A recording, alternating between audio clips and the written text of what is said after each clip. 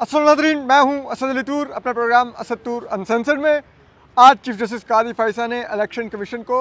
जिसने एक मुतनाज़ा इलेक्शन करवा रखे हैं, उसको एक और गैर मामूली रिलीफ भी दिया है और तहफ़्फ़ुज़ भी दिया है। जो इलेक्शन ट्रिब्यूनल केस का जो फ़ैसला है, उसमें तफसीली फ़ैसला, उसमें जो उन्होंने बात कही है वो बहुत ही अहम है। एक बहुत ही अहम जुमला उन्होंने कहा है, वो हम आपको बताएँगे। जबकि इसके अलावा आज बहुत ही अहम तरीन दिन है सुप्रीम कोर्ट के लिए। जो इस वक्त सुप्रीम कोर्ट के ऊपर इस्टेब्लिशमेंट और जो उनकी प्रॉक्सी हुकूमत है, वो जिस अंदाज़ में मिलकर हमला आवर हैं और जिस अंदाज़ से सुप्रीम कोर्ट के अंदर से उनकी सहूलतकारी हो रही है, उस लड़ाई का आज एक बहुत ही, आप कह लें कि अहम तरीन मरहला आन पहुँचा है कि आज जस्टिस मुनीब अख्तर क्या करेंगे 63A के फ़ैसले में, वो भी आपको हम बताएँगे, क्योंकि ये बहुत ही अहम लड़ाई है। तो आपको मालूम है, पंजाब में जो इलेक्शन ट्रिब्यूनल्स जो पिछले चीफ जस्टिस मलिक शहजाद अहमद ख़ान साहब ने कायम किए थे, जो अब सुप्रीम कोर्ट आ चुके हैं, तो उसके ऊपर इलेक्शन कमीशन ने इंडिपेंडेंट माइंड जजेस देखकर, तो उन जजेस को जो लाहौर हाई कोर्ट ने प्रपोज़ किया था नाम के ये इलेक्शन ट्रिब्यूनल में होंगे, उनके नामों को मुस्तरद करते हुए लाहौर हाई कोर्ट से पैनल मांग लिया था जजेस का। तो लाहौर हाई कोर्ट ने पैनल देने से इनकार कर दिया, क्योंकि इलेक्शन कमीशन ने किसी और सूबे में पैनल नहीं मांगा हुआ, सिर्फ पंजाब में पैनल मांग रहे थे, क्योंकि पंजाब में ही सबसे ज़्यादा रिगिंग का शोर है और पंजाब में ही सबसे ज़्यादा इंतखाब मचाई गई है। तो वो petition ultimately Lahore high court में गई। वहाँ पर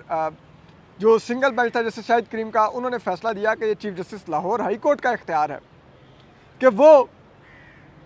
जजेस के नाम देंगे और इलेक्शन कमीशन नोटिफिकेशन करना होगा। इलेक्शन कमीशन जजेस के नाम पर एतराज़ नहीं कर सकता, क्योंकि असूल की बात ये थी कि election commission pick and choose नहीं कर सकता कि मुझे ये जज चाहिए, ये नहीं चाहिए। और अगर कोई जज किसी के ऊपर अगर किसी का एतराज़ होगा, तो वो विद रीजनिंग होगा कि भाई ये जज फ़लाँ उम्मीदवार का रिश्तेदार है, इसका फ़लाँ है, ये है वो, तो इसलिए नहीं करना। यहाँ पर बिला वजह नहीं, ये जज इंडिपेंडेंट माइंड है शाहिद करीम, हमें नहीं चाहिए, फ़लाना इंडिपेंडेंट माइंड है, हमें नहीं चाहिए। तो जब ये होगा तो लाइक, ये तो आप एक लिहाज से लाहौर हाई कोर्ट के जजेस के ऊपर कह रहे होंगे कि हमें ये जज गैर जानबदार लगता है और ये जज सियासी लगता है। तो अगर कोई सियासी लगता है तो फिर वो लाहौर हाई कोर्ट में क्या कर रहा है? बहरहाल वो डिस्प्यूट आया सुप्रीम कोर्ट में। चीफ जस्टिस कादी फ़ैज़ा ने इलेक्शन ट्रिब्यूनल्स सस्पेंड कर दिए और मामला अपने आगे फंसा लिया। और फिर उन्होंने कहा कि chief election commissioner Sikandar Sultan Raja साहब, जो अब नई लाहौर हाई कोर्ट की चीफ जस्टिस जो मैंने बनाई है, जस्टिस आलिया नीलम साहिबा, उनसे जाकर मुशावरत करें फेस टू फेस और तय कर लें क्या करना है। मीनवाइल इसी दौरान में उन्होंने पार्लियामेंट से एक एक्ट भी जारी करवा लिया, जिसके तहत जनाब रिटायर्ड जजेस भी इलेक्शन ट्रिब्यूनल में लगाए जा सकते हैं। हालांकि यही हुकूमत थी, यही पार्लियामान थी जिसने चंद माह पहले एक्ट में तरमीम की थी कि रिटायर्ड जज इलेक्शन ट्रिब्यूनल में नहीं लगेगा। अब जब देखा कि अपना फॉर्म 47 की इलास्टिक की शलवारें फंस गई हैं, तो अमेंडमेंट ले आए कि जनाब रिटायर्ड जजेस लगाने हैं। अब उसके ऊपर मामला वो लाहौर हाई कोर्ट में फंस गया, इस्लामाबाद हाई कोर्ट में फंस गया। तो अब चीफ जस्टिस ने कहा कि आप जाकर मुशावरत कर लें। तो अब उस मुशावरत के नतीजे में जस्टिस आलिया नीलम ने, जो लाहौर हाई कोर्ट की चीफ जस्टिस हैं, उन्होंने 4 लाहौर हाई कोर्ट के जजेस सरेंडर कर दिए, जिसे कहते हैं इलेक्शन कमीशन की मर्ज़ी के आगे, इस्टेब्लिशमेंट की ख्वाहिश के आगे और हुकूमत की मुश्किलात के आगे 4 जजेस सरेंडर कर दिए गए। और कहा गया कि 4 जजेस इलेक्शन कमीशन जो चाहे रिटायर्ड लगा ले और 4 जो पहले से नामजद हैं उनको कंटिन्यू करना दिया जाए। और उन 4 में भी जस्टिस शाहिद करीम और दीगर अहम तरीन जजेस शामिल थे जिनको सरेंडर किया गया। अब उसके बाद मामला फिर सुप्रीम कोर्ट में आया कि मुशावरत होगी और ये तय पाया रजामंदी से। तो अब मौजूद चीफ जस्टिस कादी फ़ैज़ा ने आज जो फैसला लिखा है, जो उन्होंने आज पढ़ के सुनाया सुबह 9:30 बजे कमरा अदालत में, उन्होंने कहा कि एक तो अगर चीफ इलेक्शन कमिश्नर और chief justice Lahore high court में फेस टू फेस, यानी कि आमने सामने बैठ के अगर मुशावरत होगी होती, तो ये जस्टिस शाहिद करीम वाला फैसला आना ही नहीं था, ठीक है, और ये तनाज़ा पैदा ही नहीं कि होना था। फिर वो अब इलेक्शन कमीशन को किस तरह से एम्पावर कर रहे हैं, वो इलेक्शन कमीशन जिसने मुतनाज़ा तरीन इलेक्शन करवाए हैं, ठीक है, उस इलेक्शन कमीशन के बारे में मौसूफ चीफ जस्टिस कादी फ़ैज़ा अपने फ़ैसले में फरमा रहे हैं कि इलेक्शन कमीशन एक आइनी बॉडी है। तो एक आइनी बॉडी और एक आइनी दफ्तर, यानी कि chief justice Lahore high court के दफ्तर के दरमियान अगर कोई तनाज़ा हो तो उसमें फ़ैसला देते हुए बहुत ही मोहतात अप्रोच अपनानी चाहिए, यानी कि बहुत ही मोहतात रवैया इख्तियार करना चाहिए। और वो कहते हैं कि इसलिए अब जबकि ये दो आइनी दफातर के दरमियान तनाज़ा था और दोनों आइनी दफातर ने यानी कि चीफ इलेक्शन कमिश्नर और chief justice Lahore high court ने मिलकर आपस में तय कर लिया है, और इसलिए अब हम जो लाहौर हाई कोर्ट का जस्टिस शाहिद करीम का फ़ैसला है, जिसमें chief justice Lahore high court के इख्तियार को सुप्रीम रखा गया था कि उसको और लाहौर हाई कोर्ट के जजेस को आप डिस्प्यूट नहीं कर सकते इलेक्शन कमीशन की ख्वाहिश के तहत, उस फैसले को चीफ जस्टिस काजी फैसा ने कालेअदम करार दिया है। और उस फैसले के तहत जो इलेक्शन ट्रिब्यूनल का नोटिफिकेशन हुआ था, जो 8 independent mind Lahore high court के जजेस के इलेक्शन ट्रिब्यूनल का नोटिफिकेशन हुआ था, वो भी चीफ जस्टिस काजी फैसा ने कालेअदम करार दे दिया है इस फैसले के नतीजे में। और फिर जो सबसे बड़ा उन्होंने इलेक्शन कमीशन को रिलीफ दिया है, उन्होंने कहा है कि क्योंकि आगे भी ऐसे इलेक्शन ट्रिब्यूनल और इस किस्म के तनाज़ात इलेक्शन कमीशन के आ सकते हैं सामने, तो ये जो जस्टिस शाहिद करीम का लाहौर हाई कोर्ट वाला फ़ैसला है, इसको कहीं पर भी बतौर नज़ीर पाकिस्तान की किसी अदालत में इस्तेमाल नहीं किया जा सकता। यानी कि वो कह रहे हैं कि इलेक्शन कमीशन घबराए नहीं कि ये ना हो कल को फिर उनको जस्टिस शाहिद करीम का फ़ैसला हांट कर रहा हो, या कहीं पर किसी अदालत में कोई जस्टिस शाहिद करीम के फ़ैसले की जो मुंदरजात हैं, जो ज्यूरिस्प्रूडेंस है, उसमें से कोई निकात कोट कर रहा हो, तो फिर जो उस अदालत का जज है वो सुन के कहीं इलेक्शन कमीशन के बारे में कोई और रवैया ना इख्तियार करे, तो हम इलेक्शन कमीशन को मुकम्मल बचाएंगे कि आप मनमानियाँ करें, जो इलेक्शन में धांधली हुई है उस पर जितने पर्दा डाल सकते हैं डालें, आपके पीछे चीफ जस्टिस काजी फैसा खड़ा है। यानी कि यही इससे तासुर जाता है। फिर जो इस फैसला है जो भी आना है वेबसाइट पे, उसमें जस्टिस जमाल खान मंदोखेल ने भी इजाफी नोट तहरीर किया है और जस्टिस अकील अब्बासी ने उनके नोट से और फैसले से इत्तफाक किया है। अब आ जाते हैं जो आज की सबसे बड़ी खबर है कि क्या होगा आज जब मामला आएगा 63A की केस का, क्योंकि हुकूमत को और इस पार्लिमान में जो हुक्मरान इत्तेहाद की जमातें हैं उनके पास 2/3 मेजॉरिटी नहीं है, ठीक है। और जो उनके पास हुकूमत है भी, जो नशस्तें हैं भी, वो अभी फॉर्म 47 की इलास्टिक की शलवारें पहन के वो बैठे हुए हैं, जो उनको इस्टेब्लिशमेंट नहीं पहनाई है। और मौलाना फजल रहमान तो इस पार्लियामेंट को नुमाइंदा पार्लियामेंट ही नहीं मानते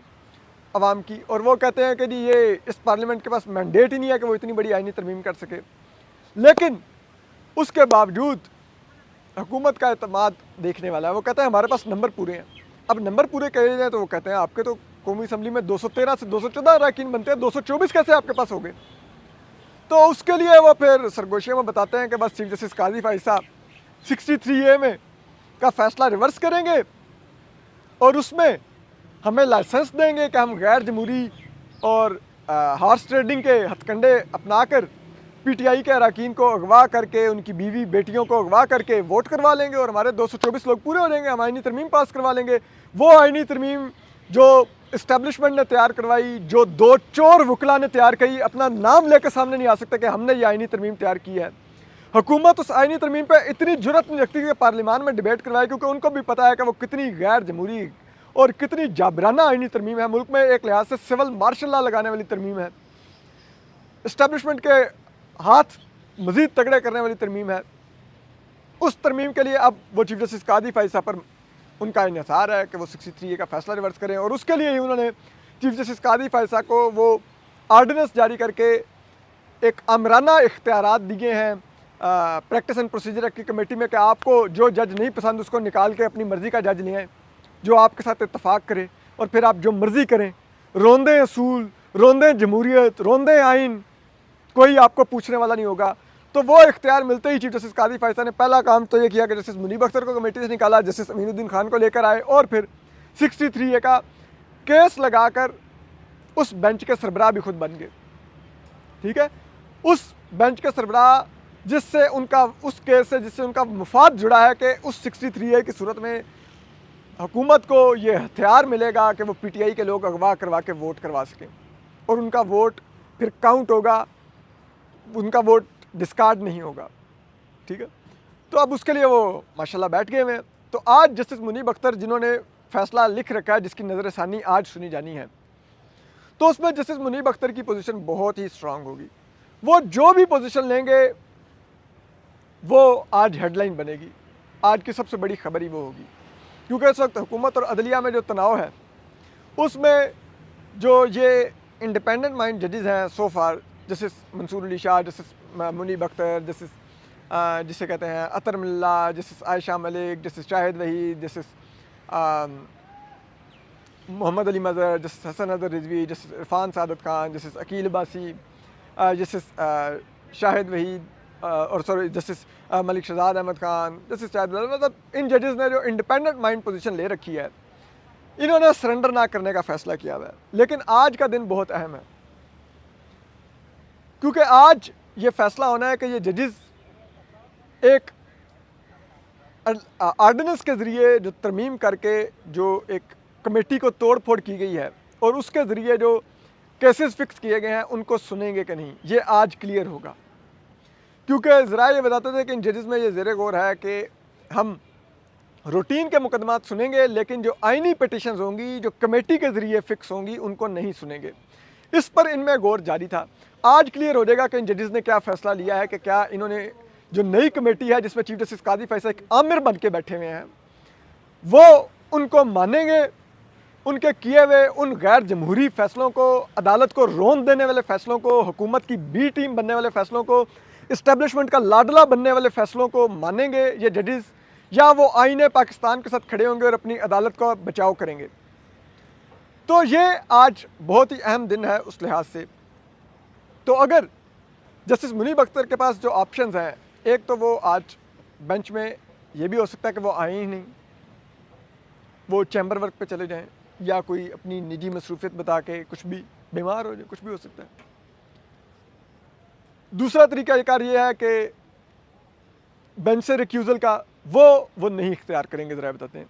क्योंकि उस सूरत में चीफ जस्टिस कादी फैसल के पास आ जाएगा कि वो रोनते हुए एक नया जज लाएँ और ला के उसके साथ मिल के केस सुन के वो फैसला कालेदम दे के हुकूमत को कहेंगे चलो अब PTI के लोग फौरी तौर पे अगवा करो और वोट करवा के आईनी अदालत कायम करो और फिर मुझे उसका चीफ जस्टिस बनाओ, ताकि मैं तो मौज करता रहूँ ना और मुल्क को रोनता रहूँ। दूसरा, जस्टिस मुनीब अख्तर के पास जो ऑप्शन है वो कुछ रीज़न्स गालिब इम्कान है देंगे। एक रीज़न ये है कि वो कहेंगे कि जो कमेटी थी वो लाफुल तरीके से बनी नहीं है। लाफुल जो कमेटी थी वो प्रैक्टिस एंड प्रोसीजर एक्ट के तहत कायम हुई थी। जो ऑर्डिनेंस सदारती आया उसने सुप्रीम कोर्ट के फुल कोर्ट के फैसले की खिलाफ वर्जी की है, तो वो कमेटी उस सुप्रीम कोर्ट के फैसले के भी खिलाफ बनी हुई है, तो वो दुरुस्त कमेटी नहीं है। दूसरा रीज़न जो वो देंगे वो ये देंगे कि भाई जस्टिस मंसूर अली शाह ने कहा था कि फुल कोर्ट बुला के उसमें चीफ जस्टिस कादी फैसल साथी जजेस को एतमाद में लें और बताएं कि क्या सदारती ऑर्डिनेंस पर अमल होना चाहिए या नहीं। ठीक है, वो नहीं आपने किया। तीसरा, वो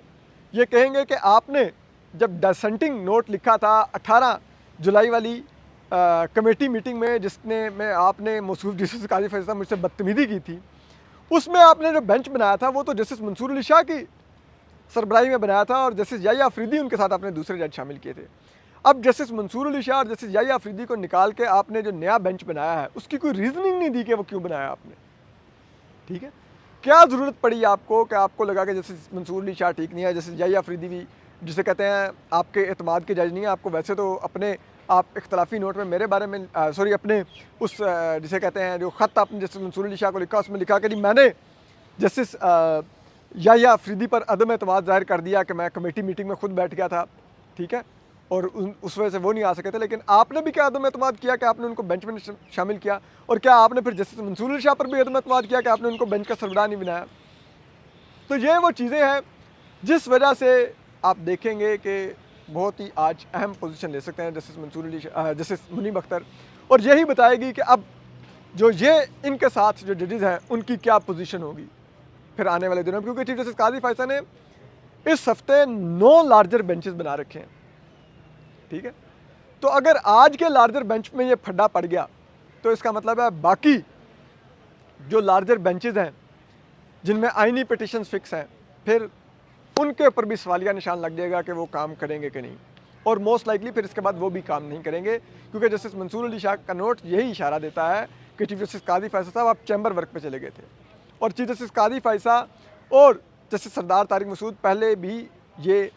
नज़ीर कायम कर चुके हैं कि जो प्रैक्टिस एंड प्रोसीजर एक्ट जो ओरिजिनल कमेटी है उसके ज़रिए अगर कोई बेंचेस नहीं बनेंगे तो वो उसमें नहीं बैठेंगे। जैसे सरदार तारिक मसूद ने भी आइनी पटिशन सुनने से उस दौर में इनकार कर दिया था चीफ जस्टिस उमर बंदयाल साहब के दौर में, और सिर्फ फौजदारी मुकदमात सुनते रहे थे, यानी कि क्रिमिनल केसेस। तो अगर ये रास्ता इख्तियार हो जाएगा तो फिर जैसे कहते हैं ना, लड़ाई एक नए मरहले में दाखिल होगी। और जो बात हम सुन रहे हैं कि सुप्रीम कोर्ट के अंदर एक सिविल वार की सी कैफियत होने का गालिब इम्कान है, तो वो फिर आपको अमली तौर पे होती हुई नज़र आएगी। तो हम आपको इस सब के मामले के ऊपर आज अपडेट करेंगे, और फिर ये भी आज देखने वाला होगा कि क्या चीफ जस्टिस कादी फैसल जो ही जस्टिस मुनीब अख्तर जो भी एतराज़ात करके कमरा अदालत से जाएंगे और कहेंगे कि ये लाफुल कोर्ट ही नहीं है, मैं इसको कोर्ट मानता ही नहीं हूँ, तो उसके बाद क्या चीफ जस्टिस कादी फैसल उसी ढिठाई से, sorry to use that word, Moses जज हैं वो, फौरी तौर पर जस्टिस अमीनुद्दीन खान को अपनी बगल में बिठाएंगे और फौरी तौर पे एक नया बेंच रिकॉन्स्टिट्यूट करके एक और जज बीच में शामिल करेंगे अपनी मर्ज़ी का, और फिर फौरी तौर पे हुकूमत को 63A का देंगे लाइसेंस, क्योंकि ज़राए बताते हैं कि जैसे ही 63A का फ़ैसला आना है और हुकूमत को हार्स ट्रेडिंग का लाइसेंस बनना है, जमहूरियत और आइन पर शब खून मारने का लाइसेंस बनना है, आइन पार्लिमान पर शब खून मार, पार्लिमान के प्रिंसिपल्स पर शब खून मारने का लाइसेंस मिलना है सुप्रीम कोर्ट से चीफ जस्टिस कादी फैसल, तो हुकूमत ने फौरी तौर पर विद इन डेज़, पहले हफ्ते में ही अक्टूबर के ये टेबल करनी है आइनी तरमीम और पास करवा लेनी है PTI के लोग अगवा करके। और इसी में यही दिलचस्प बात है कि दूसरे हफ्ते में, क्योंकि शंघाई ताउन तंजीम का इस्लामाबाद में इजलास है और बहुत टाइट सिक्योरिटी होगी, और उस वक्त हुकूमत के पास इतना टाइम नहीं होगा कि पार्लियामान में कोई लेजिस्लेशन ले जा सके, तो हुकूमत ने भी ये लेजिस्लेशन अक्टूबर के पहले हफ्ते में लाना है, दूसरे हफ्ते में उनके पास टाइम नहीं है। तो चीफ जस्टिस कादी फैसल भी इसीलिए सितंबर की 30 तारीख को लगाया ताकि हुकूमत को फौरी तौर पे ये लाइसेंस वो दें और वो फौरी तौर पे अक्टूबर में लाकर ये आइनी तरमीम पास करवा सकें। हम आपको अपडेट करते रहेंगे, अपना ख्याल रखिए, अल्लाह हाफ़िज़।